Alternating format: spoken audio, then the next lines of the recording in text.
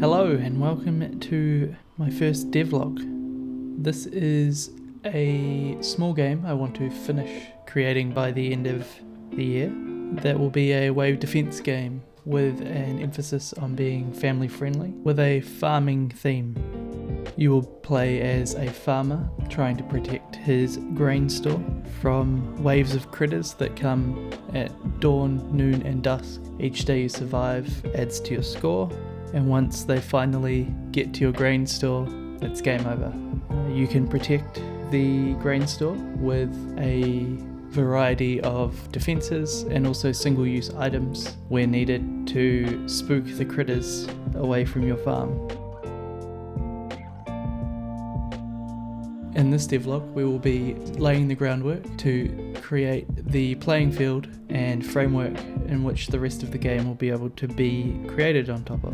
As part of this, we will need to generate a tile grid, as the game will be tile based, in order to make the placement system as easy as possible. We will also add a couple of variations to this tile system, including height and tile variety. We will also be placing the grain silo in the centre of this tiled area as a placeholder for where the grain silo will go. Another of the basic things we need to implement in this is the camera controls, which will just orbit the playing field, allowing the player to see from all directions.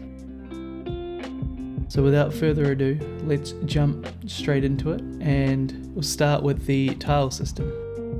Now, disclaimer, all of the programming for this devlog was created before the video, therefore it may seem like we've completed most of it from the get-go. Essentially, to begin with, we just have a n-by-n grid controlled by a variable currently. This grid is made up of both grass and rocky tiles, being the two base tile types. The tile types currently have no impact on the game, but will later on. As you'll see with the scriptable objects I've created for these, we can set different properties for each tile. Currently they are just changing material and prefabs, but in the future these will have effects such as hindering or helping the player, or hindering or helping the critters that are coming to invade. With the initial grid laid out, we also need to select tiles. This essentially is done by raycast from the camera, drawing some mesh L shapes which are made up of just two rectangles on the corners of each of the tiles that are selected. As a little test, I've also made it so that we can select multiple tiles. So you'll see there's a 2x2, a 1x3 in both directions, and a 3x3, as well as the trusty 1x1 selection grid. These currently will just change the tile's material and set a property in that tile to occupied. This will be used later on for placement of objects and using of the single-use items.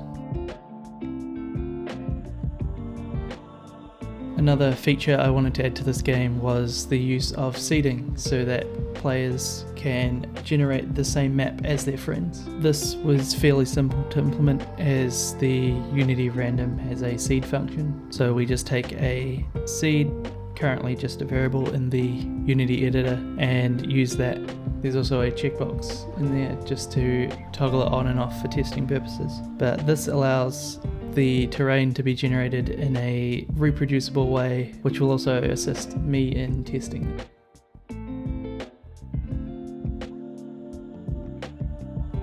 And finally we have the camera controls. This is reasonably simple. It looks for the Q and E keys, and when those are pressed, the camera will rotate in the clockwise or anti-clockwise direction around the playfield.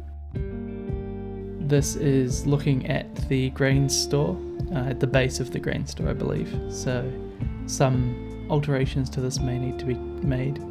As you see, it's not perfectly square on the screen, and this also will automatically zoom out or be moved further away from the play area when there are more tiles being generated, so when their width is higher.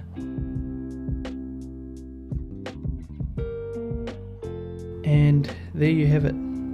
This is the basis of my little wave defense game. This is aimed to be finished by the end of the year, so the scope is not huge, and also to teach me Unity and how to use Blender to create models for games. As in the past, I've created 2D games with GameMaker, but never a 3D game. Thanks for watching, and tune in for the next devlog where we will be implementing the first critter and some basic pathfinding for the critters.